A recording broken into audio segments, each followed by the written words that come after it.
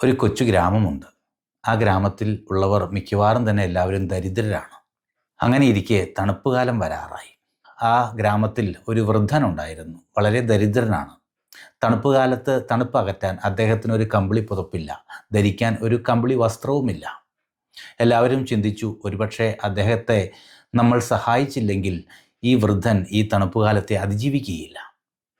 പക്ഷേ അവിടെയുള്ള എല്ലാവരും ദരിദ്രരായതുകൊണ്ട് ഇവർക്കാർക്കും ഒരു എക്സ്ട്രാ കമ്പിളി പുതപ്പോ ഒരു കമ്പിളി ബനിയനോ ആ മനുഷ്യന് കൊടുക്കാനുണ്ടായിരുന്നില്ല. അപ്പോൾ ഒരു സ്ത്രീ ആ ഗ്രാമത്തിലുള്ള എല്ലാവരെയും വിളിച്ചുകൂട്ടി അവരോട് പറഞ്ഞു, എനിക്ക് ഒരാശയമുണ്ട്. നിങ്ങളെല്ലാവരും നിങ്ങളുടെ കമ്പിളി വസ്ത്രത്തിൽ നിന്ന് ഒരു നൂലെനിക്ക് തരികയാണെങ്കിൽ ഞാൻ ആ നൂലുകൾ കൊണ്ട് ഒരു കമ്പിളി വസ്ത്രം തയ്യാറാക്കാം. എന്നിട്ട് നമുക്കത് ആ വൃദ്ധന് കൊടുക്കാം. എല്ലാവർക്കും ആ ആശയം വളരെ സ്വീകാര്യമായി തോന്നി. എല്ലാവരും അവരുടെ കമ്പിളി വസ്ത്രങ്ങളിൽ നിന്ന് ഓരോ നൂലുകൾ വീതം എടുത്ത് ഈ സ്ത്രീക്ക് കൊടുത്തു. 3-4 ദിവസം കൊണ്ട് ഈ സ്ത്രീ മനോഹരമായ ഒരു കമ്പിളി വസ്ത്രം തുന്നി. എന്നിട്ട് ആ ഗ്രാമത്തിലുള്ള എല്ലാവരും കൂടെ ചേർന്ന് ഈ കമ്പിളി വസ്ത്രം ആ വൃദ്ധന് സമ്മാനമായി നൽകി.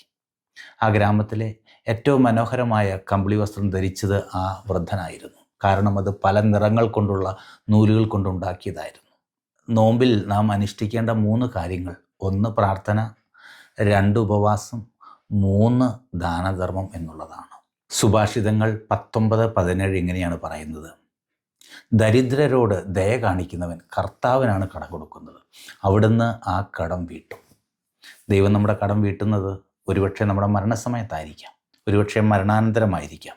അതുകൊണ്ട് കീശ തുറന്ന്, ഹൃദയം തുറന്ന് മറ്റുള്ളവർക്ക് ദാനം ചെയ്യാനായിട്ട് നമുക്ക് പരിശ്രമിക്കാം.